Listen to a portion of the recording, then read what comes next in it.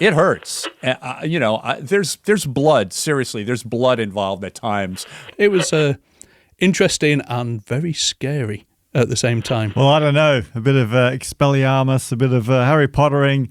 I think I'd rather do that than working on my tonguing. Literally, I have nightmares about it. Literally. G'day, Nigel here. Welcome back to the Sax School Online podcast. In this episode, we are discussing what life is like as a touring pro sax player. Plus, we'll be sharing some stories from our experience on the road. I'm glad you can join along with us today. And joining me for the conversation, two of my best guys from the Sax School Tutor team, Fred Victor and Joel Purnell. Hey guys, how you doing? Hi. Hello. Hello. I hope you're ready for sharing some stories because I'm really interested to dig into this topic today. But also, just real quick, if you do enjoy content like this, it would really help us if you could share this podcast with just one other person. We want to reach more people like you, and we would really appreciate your help.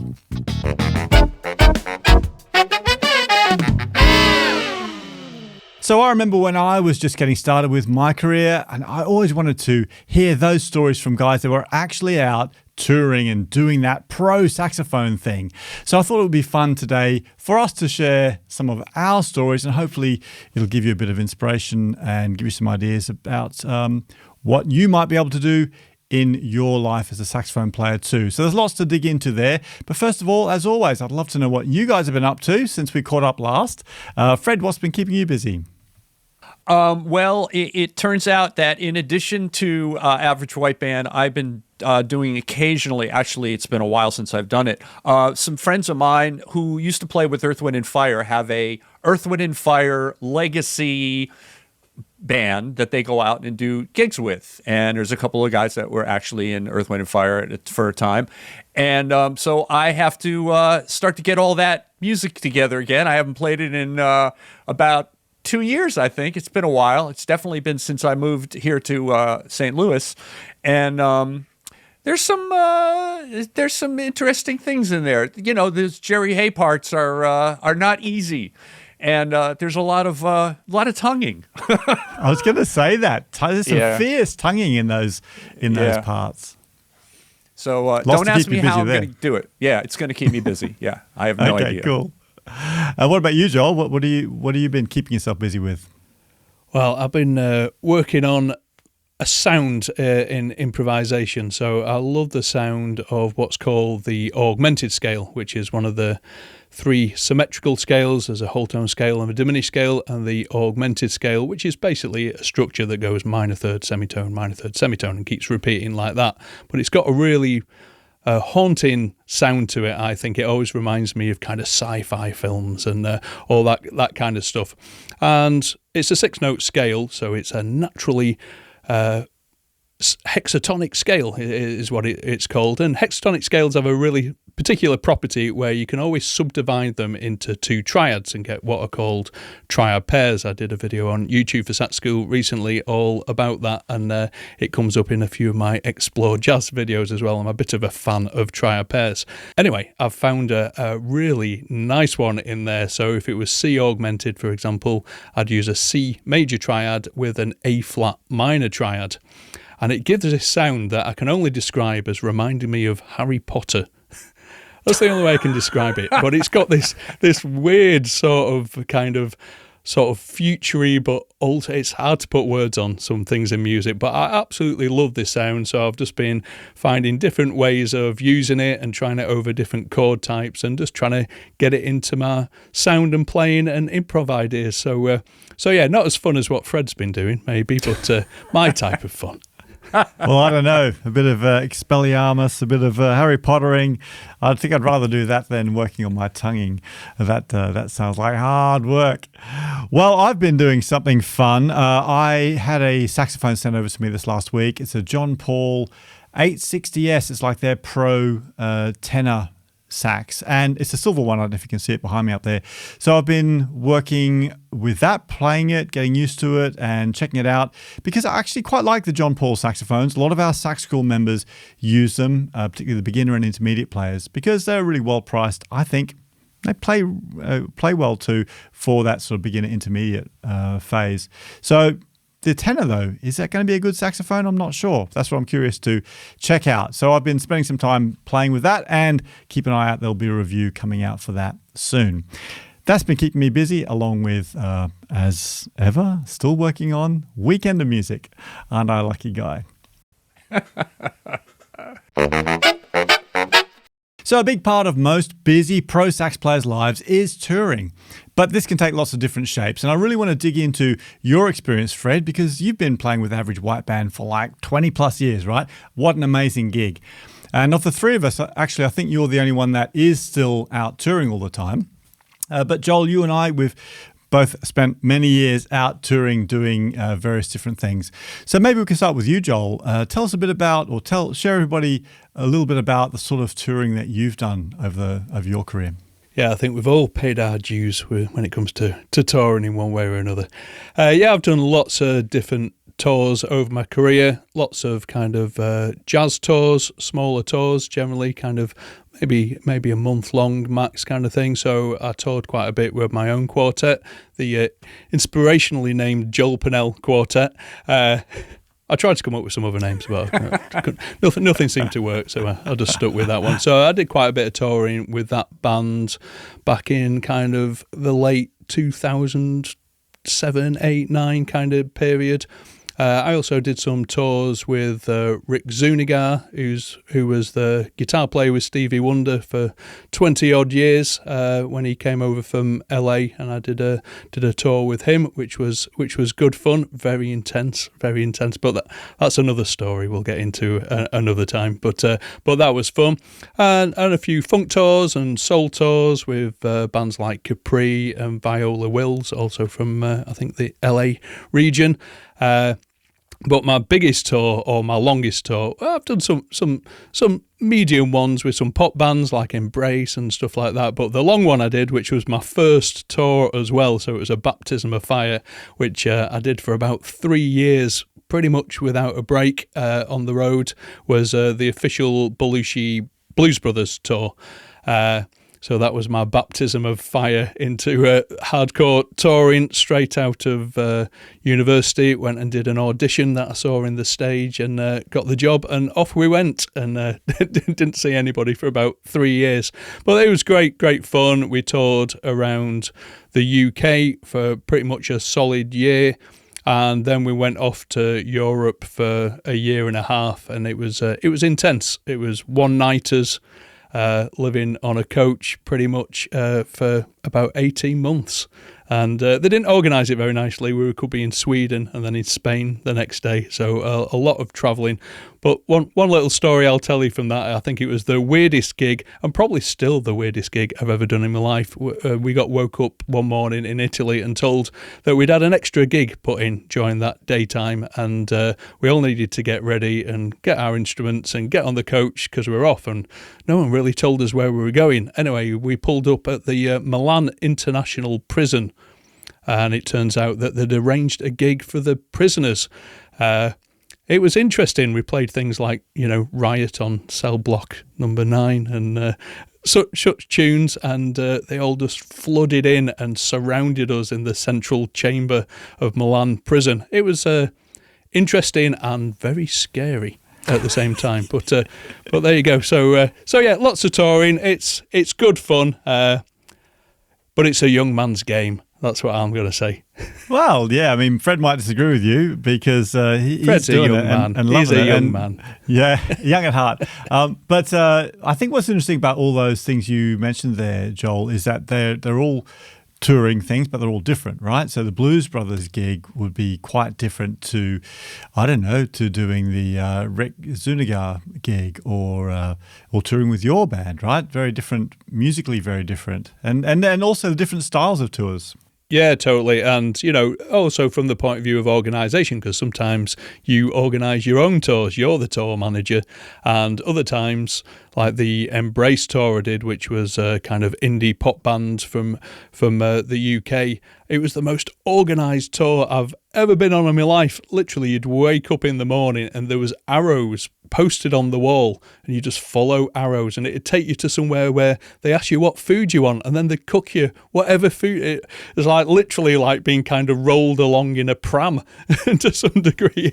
It was amazing. It was brilliant. I could have stayed on that one for a lot longer. We were very spoilt on that tour. Wow. But yeah, they're all very, very different. Very different. Yeah, that sounds pretty cool. I never got a chance to do a pop tour like that, something I always wanted to do. But I got to do some quite different things as a touring saxophone player, which I really did enjoy.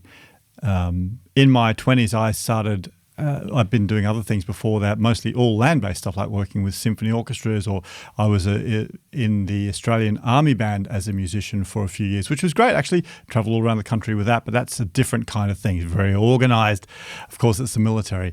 But then in my mid-20s, I actually went out and started working on cruise ships, and I really loved doing that. I always thought it would be one of the best gigs ever because you're getting paid to play saxophone and to travel, the two things that I love more than anything, traveling and playing my sax and getting paid. Brilliant.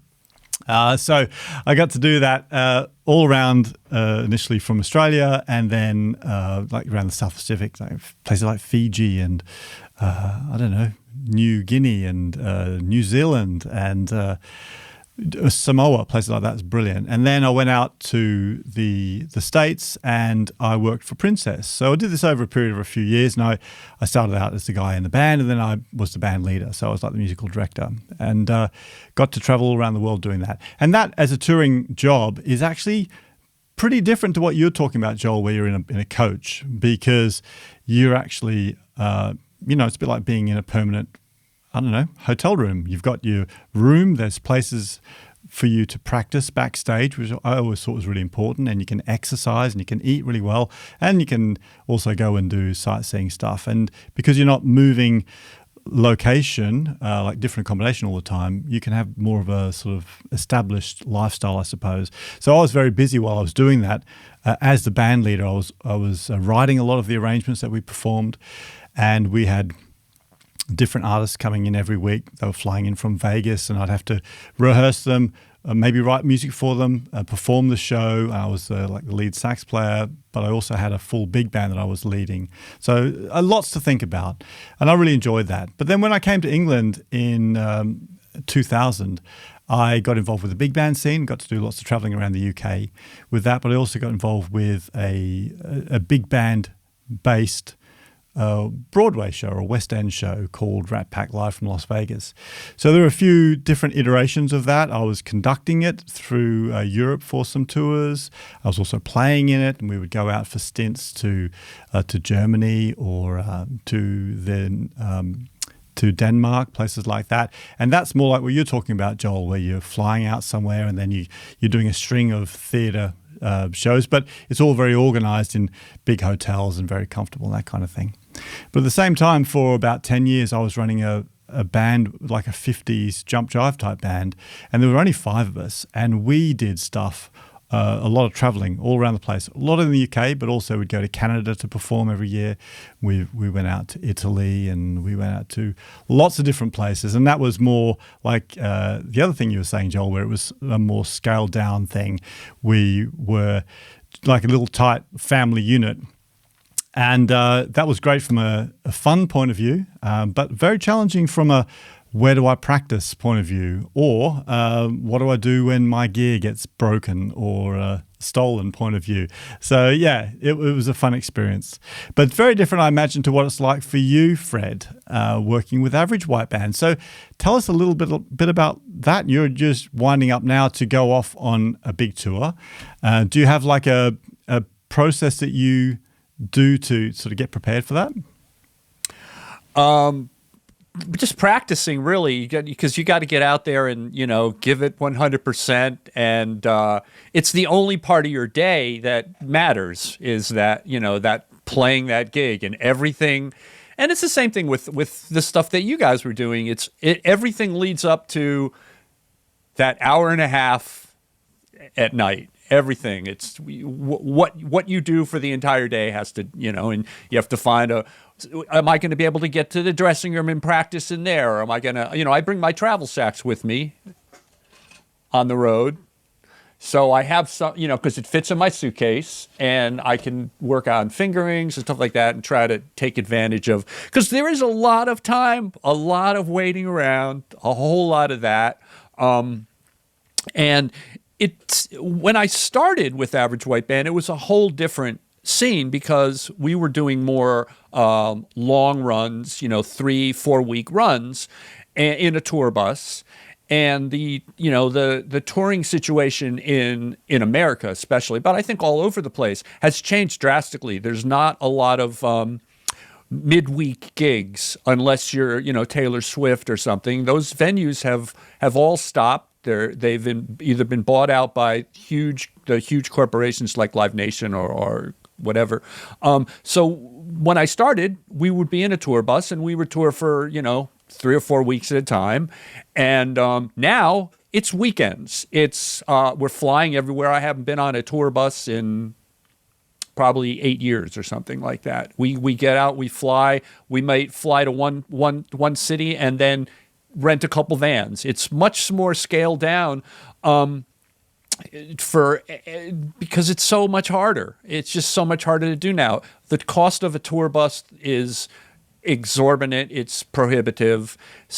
And the gigs aren't there. They don't have those midweek gigs, which were what paid for us to stay out on the road to do the big gigs on the weekends, the big festivals or, the big halls and that kind of thing. So that part has changed a lot. And, before I did the Average White Band, I played in a blues band for a year and a half. I was with Matt Guitar Murphy from the Blues Brothers. And that was dues. That was my first road gig. I did that for a year and a half. We had a van, a Chevy van, and a Cadillac. That's it. No tour manager. We were moving a Hammond B3 every night. I was just out of college, so I was in my 20s, and that was dues. And you had to learn to bring it every night because those blues fans, they're into it. They really want to hear it. They're shouting and screaming, and there might have been some alcohol involved, and we would, at the end of the night, we would sit down at a table, and Matt, who didn't have to do this, would take all the money and just divide it up between the five of us. And it was an equal opportunity, kind of very egalitarian situation, but we would do a lot of dartboard gigs where we would be in one spot and then we would have to drive, 8 hours to the next gig and then go back to where we were or something like that. That was dues. So go ahead. I'm curious though, Fred, when you were doing that, you said you were paying your dues working with Matt Guitar Murphy, but I bet also it was a fabulous learning experience from the life on the road thing, but also as a saxophone player performing and connecting with an audience. I bet that was amazing. Oh yeah, I mean, because like I said, they came to party, and you didn't matter how you felt. You had to produce every night. You had to give 150%, high energy, and it didn't matter if you were like ill. There was no you can't call a sub or anything like that. You had to go out there and do it every night. And I really learned to play in E. I'll tell you that. Absolutely. Hey, that's a great skill. Playing with guitar players. Absolutely. They're really important. So you said that things have changed a lot now with Average White Band and the type of schedule that it is. Does that bring different challenges to you as a saxophone player? It does. Well, because, there's nothing like playing, as you guys would know, there's nothing like playing continuously for even like once in a while we'll do a week someplace. And when you're playing continuously like that, it's great because by the last night, everything is firing on all cylinders and, it's bam, bam, and everything is incredibly tight. Well, we do that occasionally now, but most of the time we haven't played when we meet. Sometimes, like when the next time I'll see these guys is in March. We haven't played a gig. We don't rehearse. We haven't played a gig since December. I think that was our last gig. Wow. So we're going to get on stage. Now we know the repertoire at this point, and we get up there, and if we're lucky, we'll get a sound check because sometimes you do festivals, you don't always get the sound check doesn't happen, and you just get up there and test your mic, and boom, So it takes you have to be able to. You don't really get to warm up as a band. You just get up there and do it, But fortunately, I've been playing these songs for 26 years, so you probably know them by now. Yeah, I almost got them down. Yeah. But as a saxophone player, it's probably something that people are curious about. That who, if you've never done touring work like this, you're probably curious about the sort of process of preparing for it, and that is a big thing. I mean, you do need to do your homework beforehand. You need to make sure that you know the stuff, and also that you're physically fit, you're tour fit, so that you've spent the time working on your long tones and your intonation, all that sort of stuff. So when you get on stage, you can deliver without sort of being stressed about, you physically, because physically it's can be quite demanding depending on the gig, right? And equally, playing a blues gig with Matt Murphy has challenges, but going and doing a theatre show in another country where you have to play a bit of flute and a bit of piccolo and a bit of clarinet and a bit of saxophone, I mean, again, you need to be ready when you are called to go out and do those sort of things. Because the reality, and Joel, I'm sure you'll agree with this, is that often when you are out on that tour, you don't always get the luxury of being able to get your practice in like you would at home, right? Definitely not, yeah. I really struggled on that tour. I'd gone from being a pretty excessive practicer, particularly in my kind of uni days. I was a keen, sometimes I get kind of 8 to 12 hours practicing. It's literally what I did all the time. I was obsessed with it, to being sat on a bus and, with 20 odd other people, and there's just not a lot you can do in that situation. You try and grab a bit of practice time maybe before the gig if you have time. Like Fred says, sometimes you're straight in there and straight on. It's already set up, particularly because we had a crew with us on that. They knew the sound settings and the lighting was already done. They'd got there a few hours before you. So sometimes it was literally, right, get changed and go on, get back on the bus, and off you went to another country. So yeah, it was really challenging and almost a little bit depressing from some points of views. But we found our ways of practicing. So, even if it was just in the breaks, we'd do kind of things together. I mean, the trombonist would have little jams and little things like that. But from the point of view of the type of practice I'd like to do, yeah, I found that particular tour really challenging, and it was a long tour, 3 years without that. I was really good at blues when I came home. Yeah, I tell you, I was excellent at blues. Yeah, absolutely. I think something else that I got from doing that sort of playing for, because it was a number of years between the cruise ship thing and then doing the other stuff when I came to England, over quite a long number of years when I was doing that sort of playing, is I got really good at working out which things I needed to work on in order to maintain like that minimum standard. So I knew I could get up on stage and do what I needed to do. And that's a different way of thinking to when you do have that luxury. So I was the same as you, Joel. When I was studying, I was, a big practicer. I did hours and hours and hours, which was great, and you do get better. But then when all of a sudden you don't have the luxury of that, you've got to be really efficient. And that's a good skill to have, though, because it means now, like that conversation that we had, I think was it last episode, we were talking about warm-ups that work. That is a product of having our experience touring around where we didn't have a lot of time, but we still need to get our skills on point. Yeah, totally. It really makes you focused, doesn't it? That's the thing. It makes you focus in on what's important. And I think the thing you really get from touring is consistency. You start to learn what's really important and efficient ways of working on that. And also just how precious practice time is.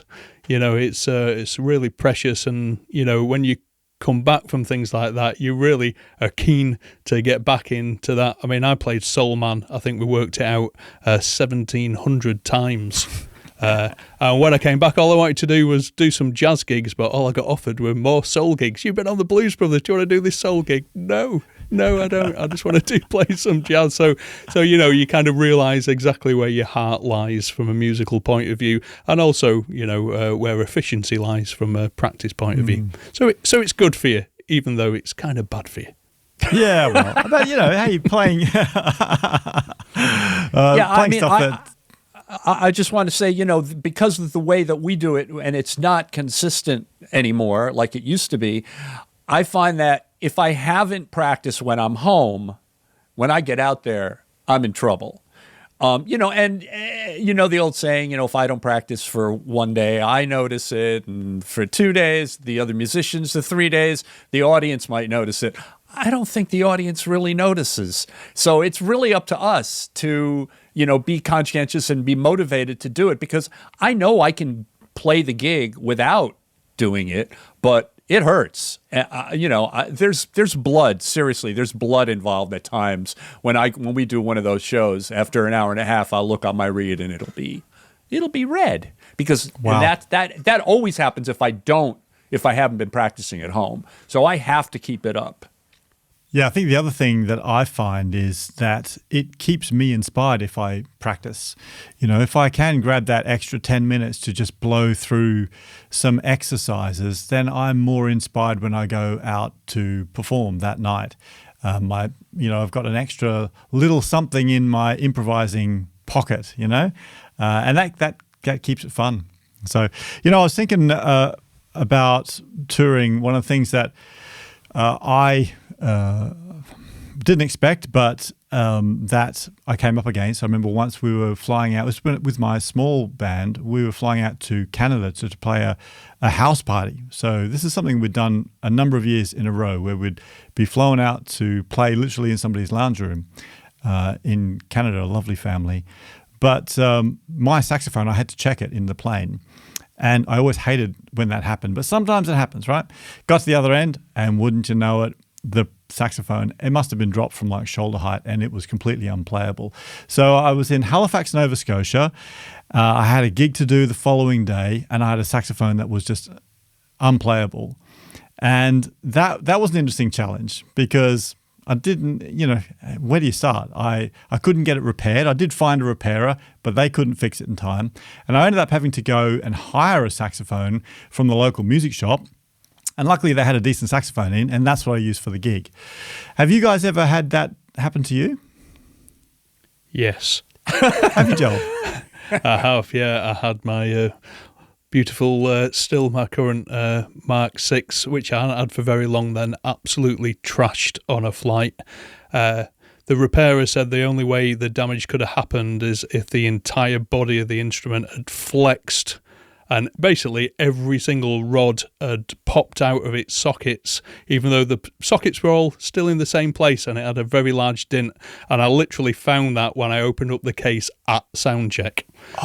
In Aberdeen in Scotland, actually, we'd flown to from Heathrow. Anyway, I don't know how I found it, because I think this was the kind of first year I had a mobile phone over, and I don't think text messages even existed at that point.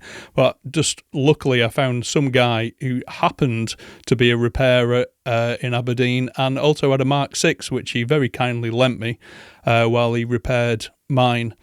And when we flew back to Heathrow, I was so paranoid about that again, because then they just checked them in, because it went in with all the other equipment we were touring with at the time, and I said, there's no way that's going in. So it was a Saturday afternoon, we got into Heathrow, and I thought, I am not leaving this airport until I've tested this saxophone, because obviously not discovering it until the sound check meant, from an insurance point of view, I couldn't prove it was damaged on the plane when it blatantly was. So Saturday afternoon, busy Heathrow, I got out my saxophone and I blew down the range of it. Everyone's looking at me. I'm not leaving. Blew down the range of it, got to the bottom, kind of see nothing coming out. And I was cursing and shouting at the tour manager. Anyway, then I put my hand down the bell and pulled out my sling, which was actually the issue, and it was fine, fortunately. But I never lived that down. Oh, that's funny. What about you, Fred? Has that ever happened to you? Well, that has happened to me. That I've left the sling in the bell. But I have to knock wood right now, because in my 27 years of playing, I've never had that happen, and I never, ever check my saxophone. I bring it on the plane. But just in case, I have a heavy-duty carbon fiber Kevlar saxophone case and it's because it's very lightweight, but it's pretty much indestructible. But believe it or not, you guys are going to find this very hard to believe. I can be extremely charming when I walk on the plane. I can make sure that the flight attendants allow me to check my saxophone, and I've never had an issue with that. And I fly the same airline all the time, so that probably has something to do with it. I know what to expect. But that is a nightmare. Cliff, my partner, the other saxophone player, the last time we played in Seattle, we was playing there for a week, and after the first night, and he's the most meticulous guy in the world, so I can't believe this happened to him. He picked up his saxophone and he forgot to latch the case. And we had just finished the first show of 5 for that week, and the saxophone just went bloop, fell on the floor. Fortunately, Tom Politzer of Tower Power lives in Seattle, and Tom had a spare alto and hooked him up with a repair guy and let him borrow his alto. Everything was good.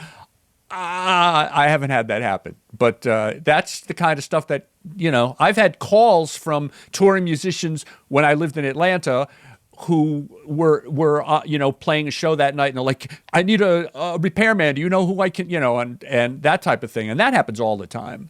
You have to develop a network of guys wherever you are, and I've been fortunate as far as that goes, but I haven't had to use it yet. It's the stuff of nightmares. Absolutely. Stuff of nightmares. Literally, I have nightmares about it. Literally. Hey, just a quick reminder that if you do want to improve your sax playing this year, don't forget to follow the podcast so you don't miss out any of the future episodes that are coming along. And if you did enjoy today's episode, then you know what, it'd just be awesome if you've got a spare minute in your day to leave us a 5-star review. We'd really appreciate it. So our student question this week is from Suzanne, and she's struggling with her tonguing. In fact, she was asking about how she can speed up her tonguing and get it light enough so that when she's playing faster phrases, it feels a bit more natural. So she's looking for some help, some inspiration of what things that she could work on. Do you have some go-to tonguing exercises, Joel? Yeah, so if we're going to talk about articulation, obviously we articulate all the time when we speak, and we use syllables, and syllables are a really useful tool to think about when we're articulating. So for a light articulation, I tend to think of da is really good, da da da da da da da da da da. It's nice and light and quick from that point of view, or d d d d d d d d d d d. Any of these, or nu nu nu nu nu nu nu. There's lots of different ones that might be suitable for that light side of it. But if we're talking about working on consistency and speed, this is a great use of a metronome. So putting on a metronome at a really slow tempo, deciding on whatever articulation you're going to use for it, or what type of articulation you're trying to practice at that point, and saying, today I'm just going to play really evenly at, let's say, 40 BPM. And off you go. Da, da, da. Now, I'd always say keep your airflow going through. Don't pause your airflow in through it. So it's all about interrupting that airflow rather than stopping the airflow and articulating, particularly if you want that light sound. And then that's it for today. Carry on with your life and your practice. And then the next day, just go up either 5 or a maximum of 10 BPM. And just keep doing that every day. So you're really locking in that consistency and accuracy. I used to live with, she was called Saffron Beagley. She was a very good saxophone player and composer. And she decided to practice her fast articulation, and she was a meticulous practicer. She started off on day 1 really slow, probably 10 BPM with this articulation. I mean, it was painfully slow. She was in the room above me. And by the end of that year, you have never heard anything like it. She went up 5 BPM a day, and it was like listening to a bee articulating. But by the end of that year, it was incredibly fast and incredibly accurate. So she was proof that the metronome method definitely works. So try that one out. Yeah, definitely being consistent and working up gradually is important. I think some people naturally have more fun with tonguing, and others find it more challenging. I'm definitely one of the people that find it challenging. And even back in the days when I was doing lots of really full-on classical stuff, I had to spend a lot of time working on my tonguing to get it fast. And I do exactly the same as what you're talking about there, Joel. I'm curious about you though, Fred, working on these Earth, Wind and Fire tracks. Do you have a technique that you use to speed up your tonguing? I find that for me, it's not so much the speed always, but the stamina, because a lot of these Earth, Wind, and Fire things are repetitive, and you have to keep playing the same, like that kind of stuff. And it's really just developing getting that muscle in shape, and and I'm finding it's not something you can not do for a while and then pick it up, So I just have to get on it every day and just keep it and develop the stamina to be able to play it consistently, because you start to get tired towards the end of the phrase and things start to drag a little. So you just got to keep working on it and be consistent. Yeah, absolutely. And like you said, Joel, thinking about that syllable that you're using, keeping it a small movement. I always think about making sure that my tongue is moving as small as possible and I'm being really efficient with it and keeping that airflow. And if you can combine those two things together with a metronome, then I'm sure, Suzanne, you'll be making some progress there. So good luck with your tonguing. Well, if you'd like to revisit this episode, you can get the full transcription from today's show. That's episode number 3 over at saxschoolonline.com/podcast. And if you're not already a member, make sure to check it out on their website. There's still the 14-day free trial, and there's thousands and thousands of videos and tutorials on there to really get you going with all things saxophone. Absolutely. And you can also connect with thousands and thousands of other saxophone learners. And I think that's the fun part. We're always jumping in and doing live stream things with our members and getting involved with them in the community. It's a fun place to be. So if you're looking for some inspiration, some learning, and to connect with a fun group of people just like you, then go check out Sax School. I'm sure you'll have a lot of fun in there too. So for now, though, thanks very much for joining us. Keep practicing hard, and we'll catch up with you next time. See you later. Cheers. Bye-bye.